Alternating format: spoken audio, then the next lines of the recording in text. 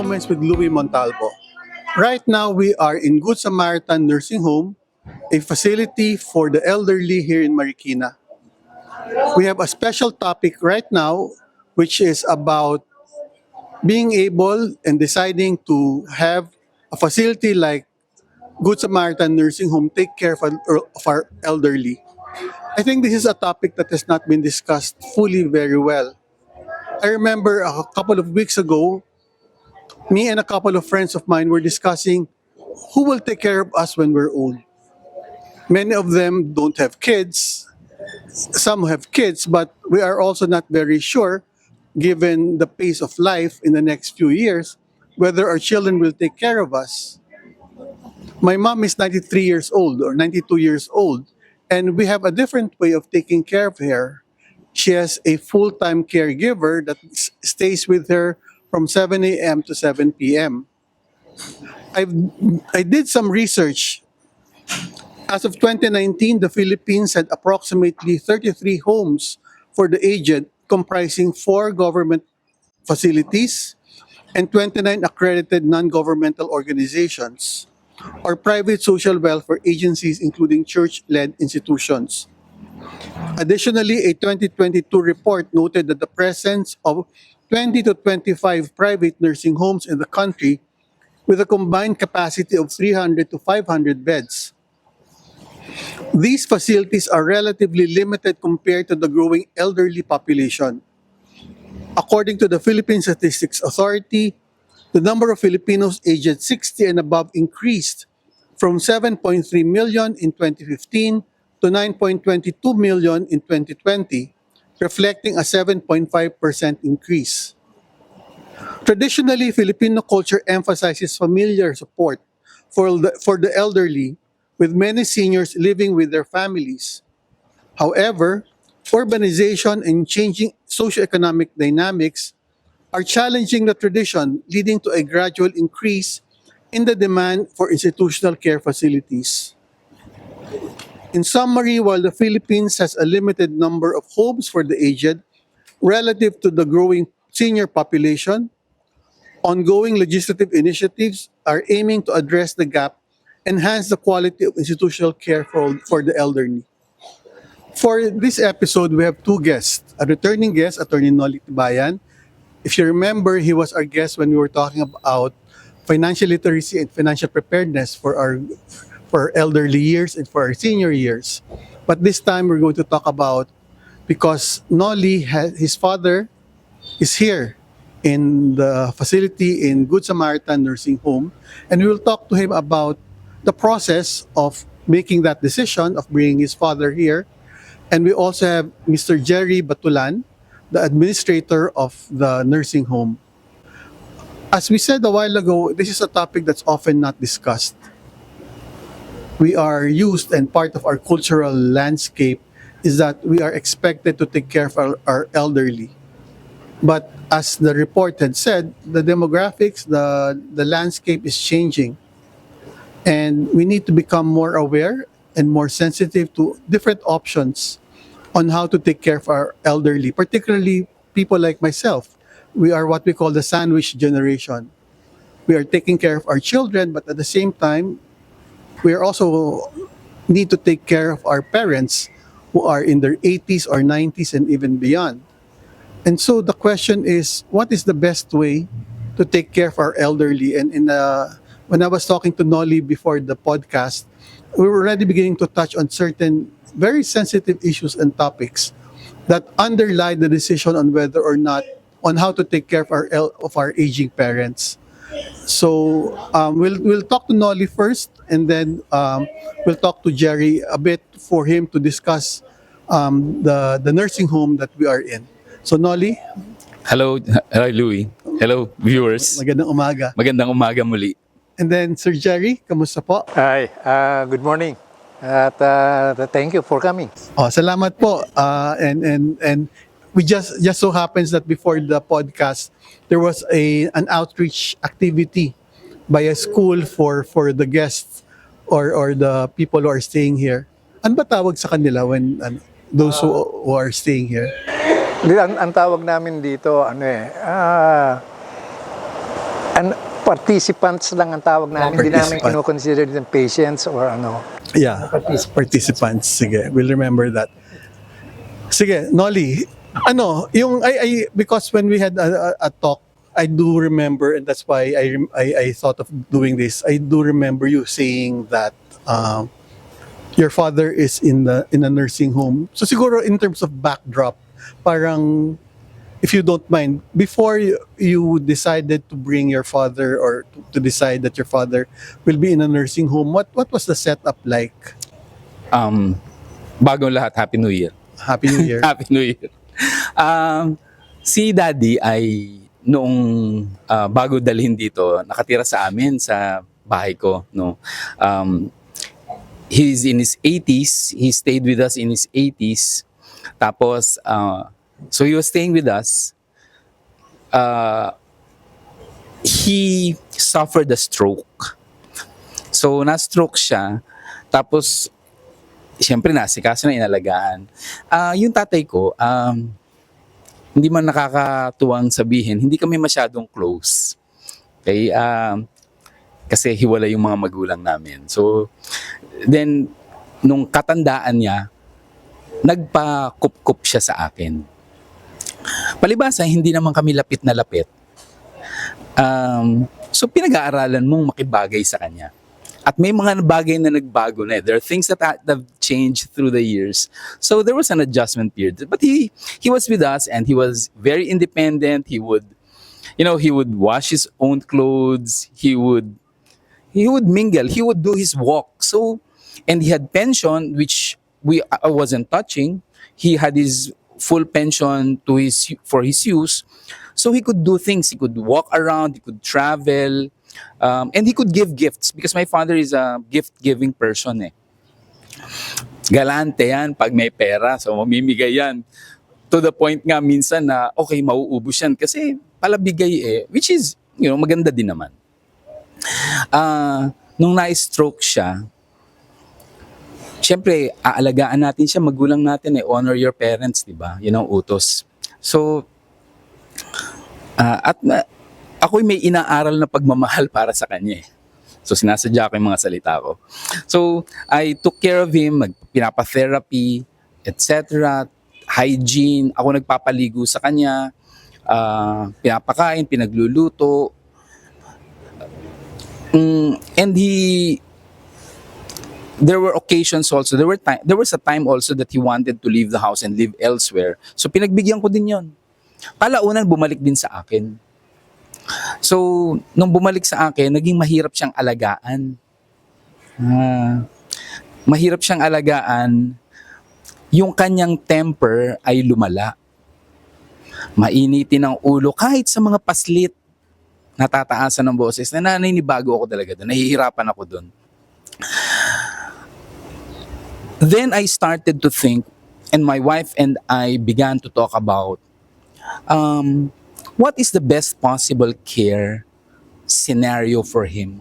How may he live best, most comfortably, most happily in his last years? Because when one suffers a really serious stroke, if you're given, I don't know if I'm correct here, but if he or she has 5 years extra, salamat sa Diyos, himala na yun. So, si Maita, my wife, she said, tatay, yung tanong niya sa akin sana pag mawala siya, handa na siyang humarap sa Diyos. Yun yung hindi ko makalimutang binigkas niya. So, for 1 whole year, Louie, Sir Jerry, for 1 whole year, I was discerning what's the best way. Because we were giving the best care at home. I mean, the best care we know, inaalagaan, etc. Siguro ang hindi lang kung nagagawa ng professional caregiver ay hindi mag-init ng ulo. Kasi ang caregiver ay trained Hindi iinit ang ulo niyan, magtitiis yan. Magtitiis yan. Ngingiti lang yan kahit na nasasaktan na siya sa salita. Madaming masakit na salita sinasabing tatay ko. So, pigil na pigil ako tuwing kaharapin ko nga yung tatay ko, yung dad ko. Magdadasal ako sa Holy Spirit. Tuwing dadalaw nga ako dito, nagdadasal ako sa Holy Spirit eh. So he left, no? He went elsewhere. He lived elsewhere. And when that family couldn't take care of him anymore, he asked me to pick him up, and I did.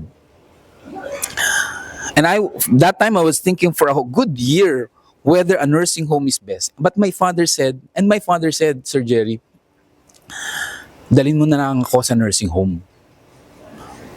So, doon ako naniniwala lalo. Ang galing talaga ng Diyos. Pag tutugmain niya yung isip mo, nagvo-volt in kayo. Exposing my age. So, nagkaroon ng alignment. So, at that point, I had my child and my children and I have done a Google search of nursing homes in the Philippines. At yung Google search ko, Louis, 76 homes. So yung stat na nakuha mo, hindi ko alam kung tama yan. 2020. No, but my research was 2018, 76. Now, I don't know, not all of those facilities are around because that's Google, they don't update naman. So we would call each, tawagan namin, and finally, we narrowed it down to 5 places na malapit doon sa condo namin dito sa Quezon City where my children are staying so that it'll be convenient for me when I travel from home in Batangas to Manila. I could go to the condo and drop. And so, naging Marikina. So, madali yung baba ko. And Loyola Heights yung condo. So, bababa ako diyan lalabas ako diyan sa may bayanan, doon sa La Vista, sa Loyola Grand Villas. So, practical yung consideration. So, there are a few homes here. So, I called Sir Jerry. We paid him a visit, and I looked at the place. So, yeah, Nolly, before that, no? And before we started to shoot, we had this conversation about, and you mentioned, and it struck me very much about, we are not trained to take care of the elderly. And you were saying, taking care of baby dahil mabango, cute, easy, but you were just talking about, and I'm sure many of our listeners who are taking care of their elderly parents know this. When we talk among ourselves, there's a challenge to it. But I really was struck by what you said. Can you just, for the sake of our Okay, listeners, sige. can you repeat? Maraming bagay sa buhay, wala tayong training. English. So many times, we're asked to do things, but we weren't trained, so we learn along the way. So with children, there are books on how to raise children. There's even training now, but we never really are taught how to raise kids, and we learn from our parents, and hopefully we have good examples, right? Now, with babies, they're vulnerable, but they're cute to take care of. When they open their mouth, you smell their breath, and it's so warm. It's so exciting for children to yawn and smell them and kiss them and all. I was saying, Louis, Pag matanda. pag matanda, it's different. Now, the elderly are marginalized, vulnerable. The children are vulnerable, but there's a natural predisposition to take care of kids versus an old person. It's different. We're not trained, yet we have to take care of them, and they have their own ugali already. They have their own habits that could be annoying. And since you think that they're mature, you tell them what to do, you ask them to correct their habits, their behaviors, and they wouldn't adapt. They wouldn't adjust. So they become a pain in the neck many times, and then we get into quarrels. So we are not trained to do that. I mean, it's easy to lift the baby, clean the behind, of their poop, and change their diapers. Elderlies, it's different, and they're harder to take care of, because I remember when I was bathing my father, he was heavy. It's dead weight. Sorry for the no pun intended, but it's really heavy. Unlike babies, they're gentle, and there are tubs and basins for them. And hindi sila cute, hindi sila maganda. Kulukulubot yung katawan nila. Pag huhugasan mo yung ari nila, yung puwet nila, ibang-iba. So, And we learned this along the way, and we realize that it has to be done, and nobody else would take care of them except for family. And I was also struck by what you said. There's a lot of it's that we're triggered, and whatever relationship we have with our parents, when we take care of them, and there's a lot more emotion compared to a caregiver taking care of them, because they Yeah. do so because it's part of their responsibility and their work. Yeah, with parents, it's always emotionally charged. With the elderly, whether lola or parents, emotionally charged yan. And for the elderly, my reflection is that once they were powerful, once they had authority over us, when they're old, when they're ill, that independence is lost. Like my dad, he would wash his own clothes, he would walk, he would exercise. Yung sa village namin, he's a walker. He'd walk 3 kilometers. Then all of a sudden, that got lost and he's stuck to a wheelchair. Now, in my sane moments, I could think of that loss of power and be understanding. But when he becomes obnoxious, I forget all those things and I have to pray to the Holy Spirit to keep me sane. Ayun. Okay. No, I think this is an important conversation to be had as well, because we know that many of our listeners are taking care of their elderly parents, and my mom watches my podcast, so Good luck to you. I can imagine how she's reacting on this at the moment. Hi, Mom. Sige. So, and again, I think part of the landscape or the terrain knowledge that you had to undergo is kasi in the United States, bringing their elderly to a facility is par for the course. It's part of their cultural landscape and heritage, and no one will question you if you bring yourself or you're brought to a facility. But in the Philippines, that's not the case. So, Noli, siguro, yun, what was that like? Being a Filipino, living in the Philippines, and beginning to explore the possibility of bringing your father to a nursing home. Nung, nung bata tayo, I would hear stories of pinabayaan yung magulang, dinala sa home for the aged. And that was the term. I don't know if that's being used now, but that was the term before, home for the aged. I thought about that, but I didn't dwell on that too much. Okay, what would I be stigmatized? What would people tell of me if I bring my parents? Pinaaral ka niya, Noli. No, Noli, you're a lawyer. Pinaaral ka. Nakatira ka sa magarang bahay. Your kids go to good schools. Is that the best you can give to your father? Bring him to a senior's home? I mean, I asked that of myself. But what the driver of the decision was, of course, I wanted my family to have quality of life as well. Yung hindi ka dadaan yung makakadaan sila sa dinadaanan nilang dati at hindi iiwasan yung tatay ko. Because he has a temper. He would get triggered easily. So I wanted my household to live more comfortably, more easily. Number one, and that's really practical, and I'm not bashful about that. Number two, I really wanted him in his last years. And Louie, ang parents ko at yung tatay ko at uncles and aunts ko, long livers sila. I mean, 90s is an ordinary age for them. And ang tatay ko, mainit ang ulo, mahaba ang tenga. Baka mahaba pa buhay niyan kasi bibigyan pa ni Lord ng chance na magbago yan lalo eh. Dinadaan ko sa biro. Alam mo, Sir Jerry, yung kwento eh. But I wanted him to have the best care. And I knew I don't want the caregiver, to be snapping at him all the time or many times. Not necessarily all the time, but I don't want to do that. I want him to be loved. And when we see each other, my dream was that I wouldn't be angry. So, Before we continue with this episode, we would like to explain to you how a podcast works. Aside from views, subscriptions, and likes, help us know and determine how much we're able to reach our audience.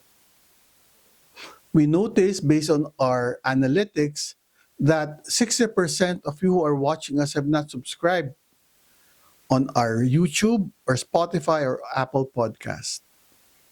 So we would like to request you as you're listening to us to please press that button, like and subscribe. It will help us with our advocacy and move to continue what we're doing. Thank you very much. Now let's go back to our episode. that I wouldn't be angry. So, tapos yung pangatlo, gusto ko talaga siyang pumunta sa heaven eh. Gusto ko siya pagpunta niya sa heaven,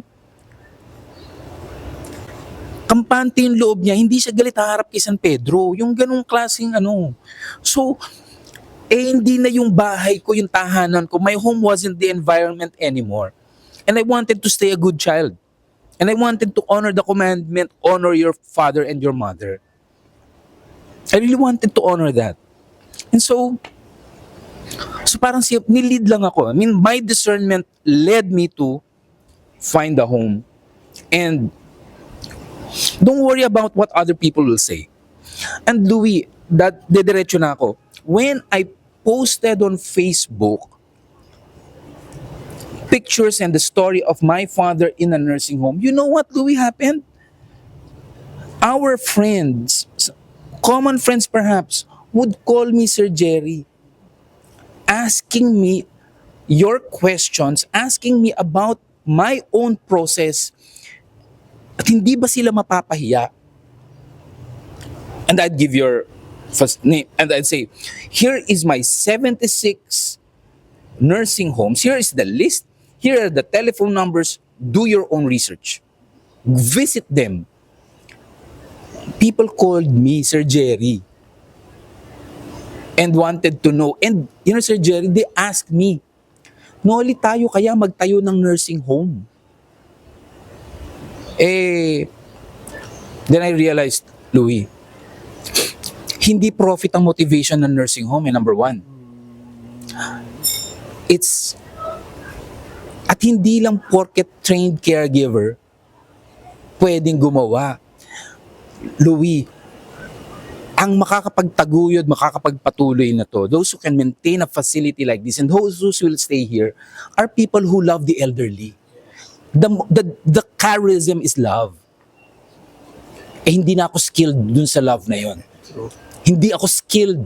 Kaya ko dito pero sa yung skill wala ako. Sorry kung naging emotional ako. No, and again, I remember the conversations that me and my friends had with taking care of our elderly parents, and the situations are totally different per family. And I can imagine those who are listening to us, you can begin to understand and recall. Parang what was the setup your respective families as you take care of the elderly, and I think, as I was saying a while ago, this topic is not discussed well enough and often enough, and clearly in both Nolin, I kanina pa, we were getting to be very emotional because there's a lot of emotions and things that are beneath the surface that underlie this particular topic. So yun, so sige, so yung when you began to think about parang how was your father, if at all, involved? Parang kasi yun, yung we know that they on the assumption they still have the capacity to decide and to discern. How involved was your father in this?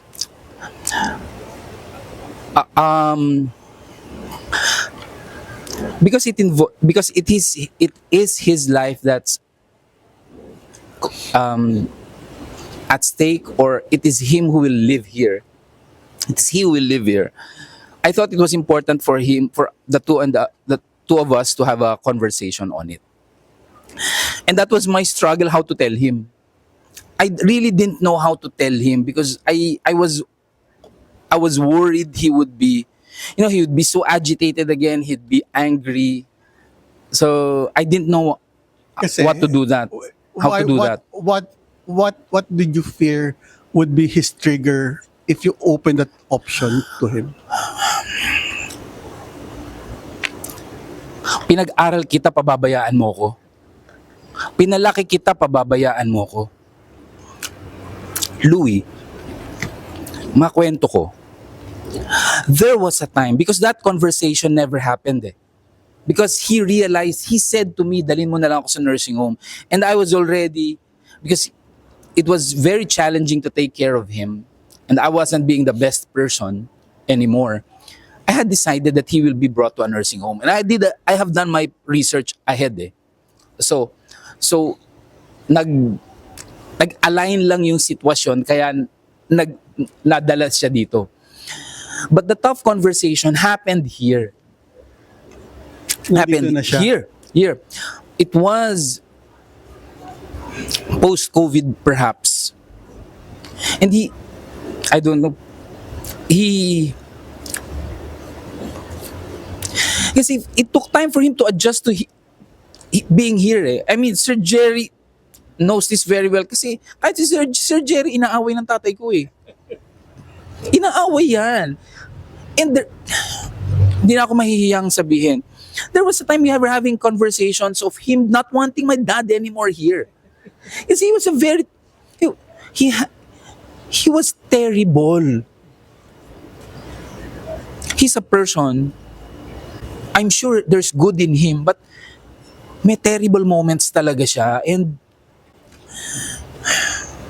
Dad, sorry, pero nung punta ko dito, minsan, nung peak niya ng ganong agitation, there was a good 15 minutes he was shouting at me, and the caregiver saw it because it was there in this very here, 20 meters away there. Was shouting at me and cursing me to the heavens. No, cursing me to hell. He was shouting at me and I was just taking it in. Parang that you brought him here. Pinag-aral kita, Pero wala kang kwentang akala ko anak, etc. The idea of him going to a nursing home came also You think from that was an intelligent decision? He was having conflicts with the family that he was staying in. okay. That wasn't an intelligent decision because my dad's an intelligent person. He's a professional. He worked well. He was exposed. He was educated. He exposed siya ng maayos. Tapos, nung wala na siyang mapuntahan, Louie, pag wala na siyang mapuntahan, Sir Jerry, ako naman ang tinatawag, di po ba? Ako. Sa akin siya galit, pero ako rin ang tatawagin. So, nagkaroon kami ng conversation and it wasn't a conversation, it was a rant for 15 minutes or so. And I heard all his negative feelings, pinabayaan ko daw siya, pinag-aral niya ako, sayang yung pagiging abogado ko, etc. Isipin mo lahat ng masakit na salita. And I was traumatized for 6 months. I did not return here. Sir Jerry, you remember that? Wow. PTSD pa ako hanggang ngayon. Pag nag-iisip, pag pupunta ako dito, naaalala ko yun. So, how did he accept it?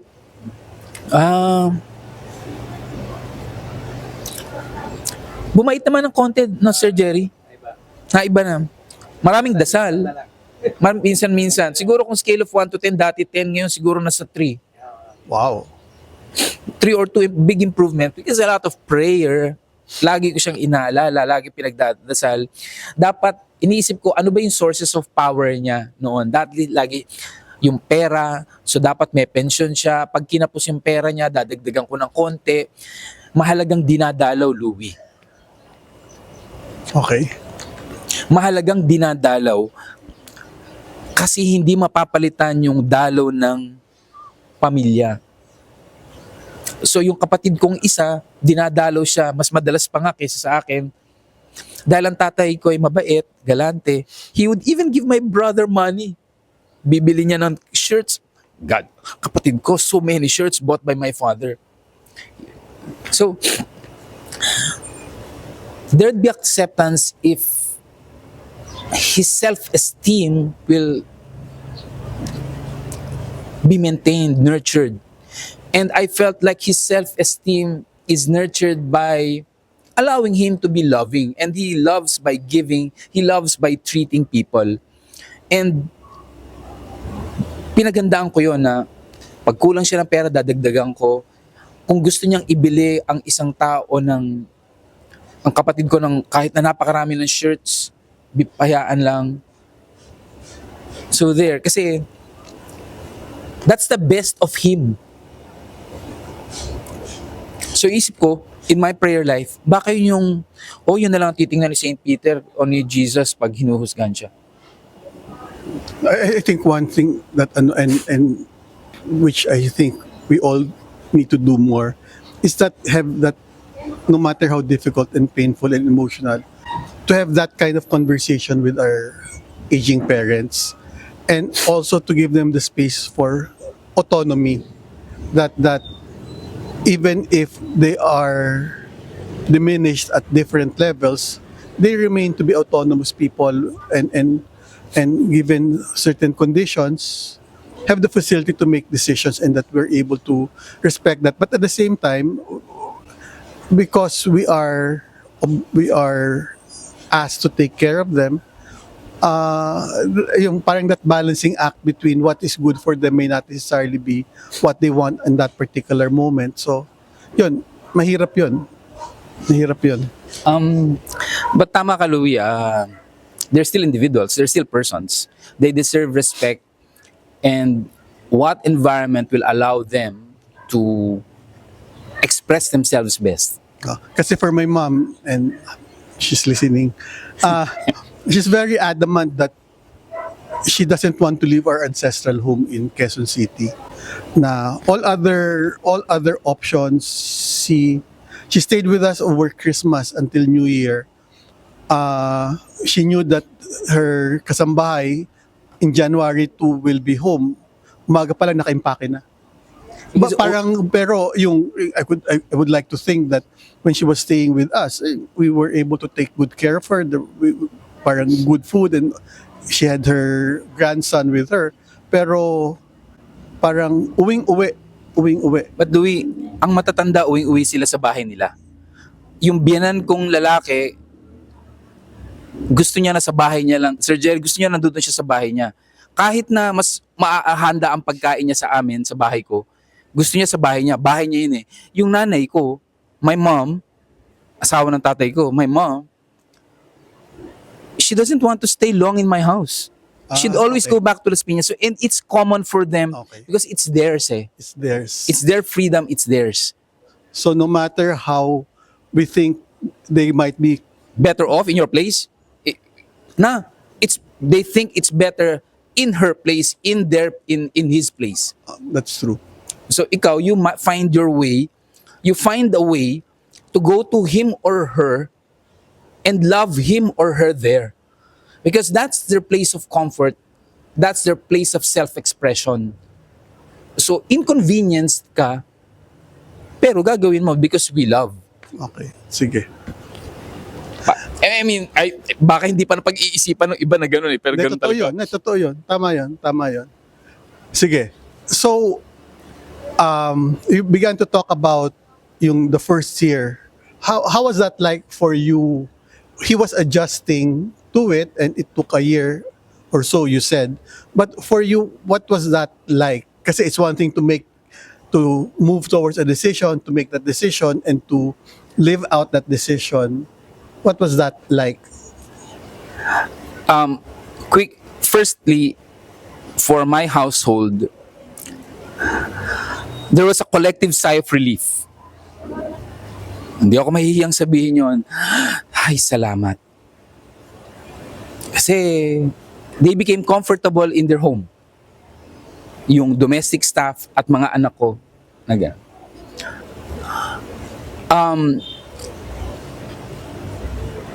conscious ako na dapat ko siyang daging dadalawin. Yon challenged ako doon dahil marami akong gawain. Kahit na malapit itong lugar na to doon sa tinitirhan ng mga anak ko. So, but because we weren't, as I said in the first part of the podcast of this conversation, that we weren't so close anymore because he lived away from us.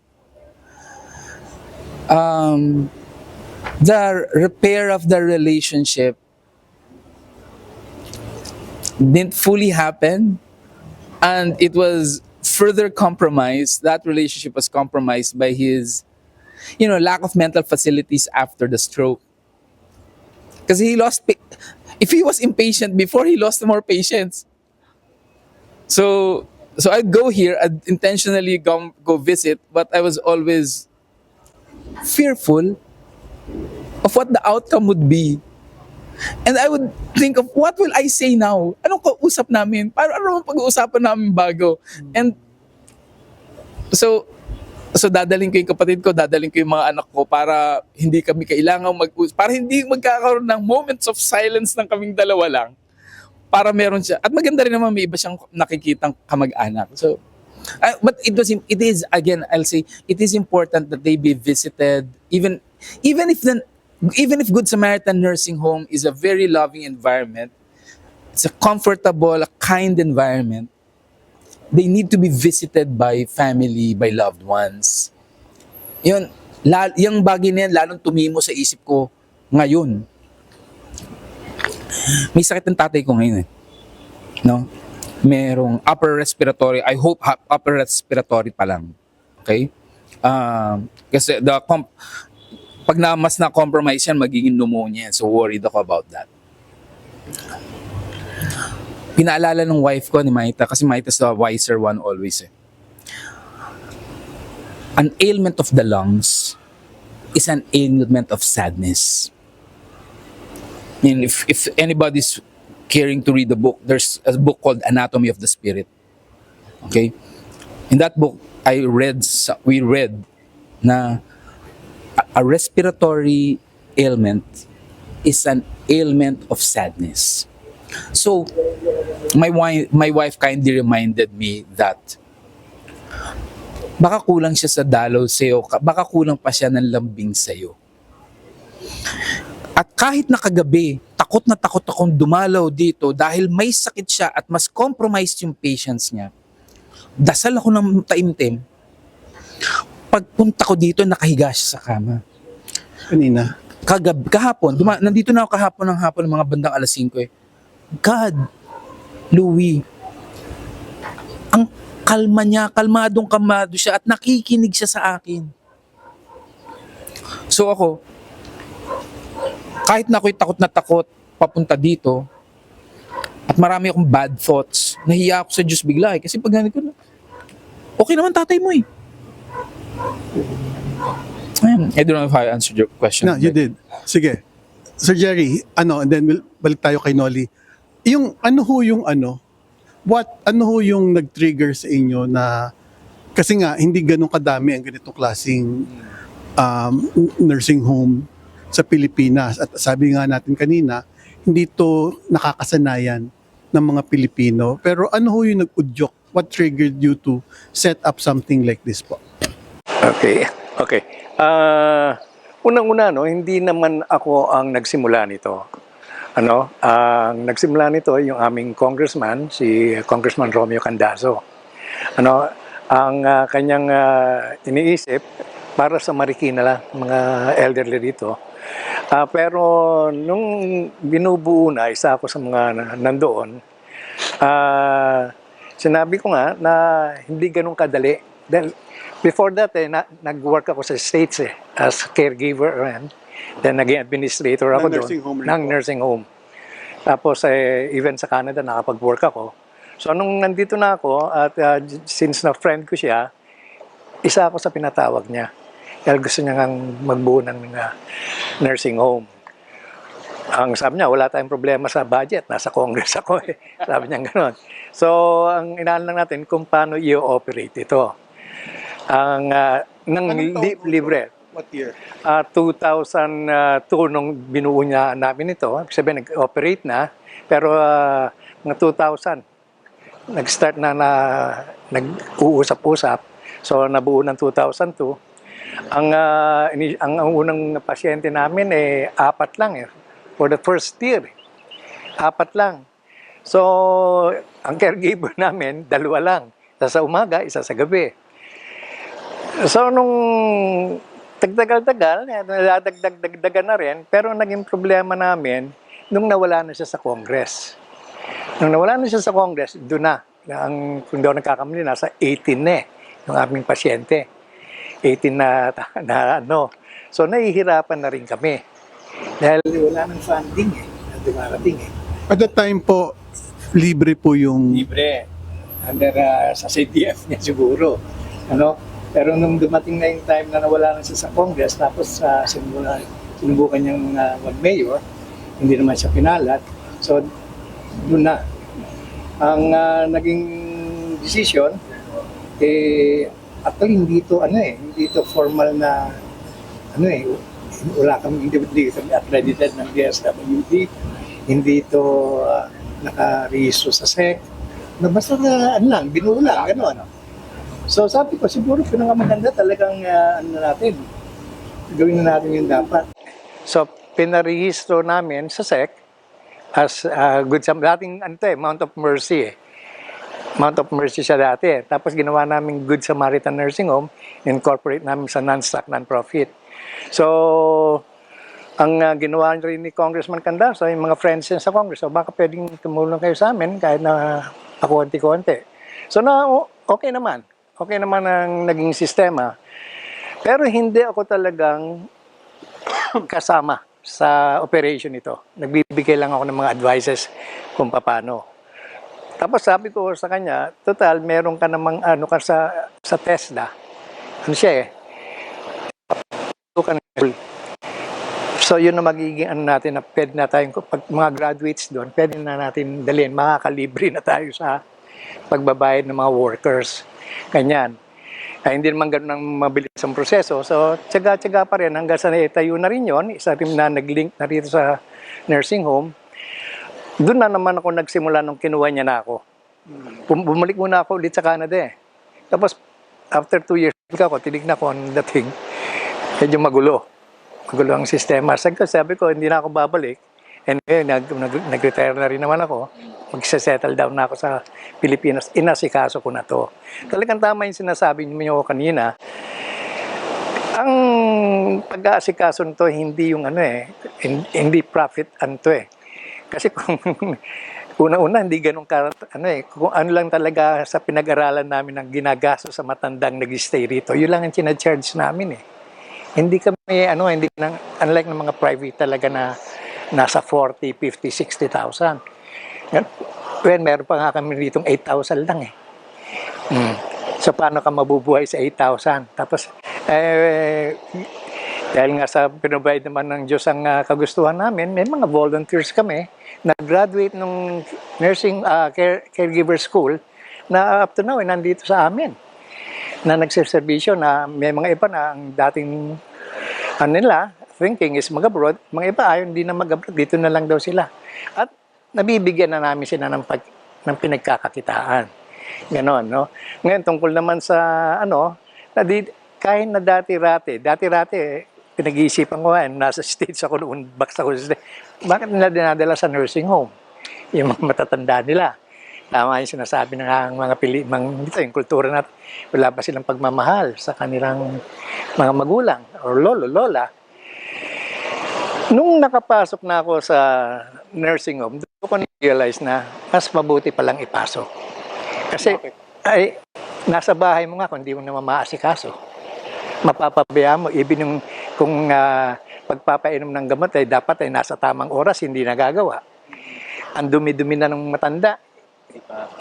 Doon na lumalabas lahat ng mga skin disease niya dahil napapabayaan Pinagsisimulan pa ng away ng pamilya. mag-asawa, mga anak, dahil may matanda, nababago isipan yan, demented yan, kung ano nang gagawin yan, yung mga apo-apo niyan o anak-anak niyan, naiiritablihan na. Isa nangyayari. Kung ikaw ay isang working, pagising mo ng umaga, aasikasuhin mo, then tumumi na dyan, makalat dyan. So nasayang na ang oras mo. Nasisira na rin yung gising mo, nasira na. Yung araw mo nasira na, tapos papasok ka pa. So kumuha ka ng maid, sabi ko, makakakuha naman ng maid. Hindi ganun kadali. 1, 2 buwan, ayaw na yan. Kung hindi yan talaga sanay sa pag-aalaga. Ganon. Ang inaano ko, nakikita ko naman, nung nandun nga, kung talagang mahal mo, dali mo sa nursing home.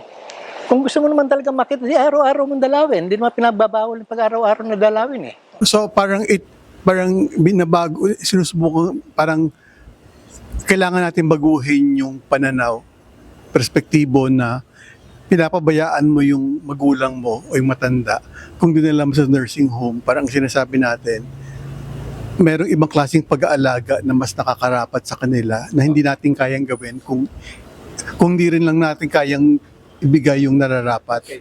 Hindi mo naman aalisin yung pagmamahal mo eh. Number 1 dyan, hindi mo naman dapat alisin yung pagmamahal mo eh. Ang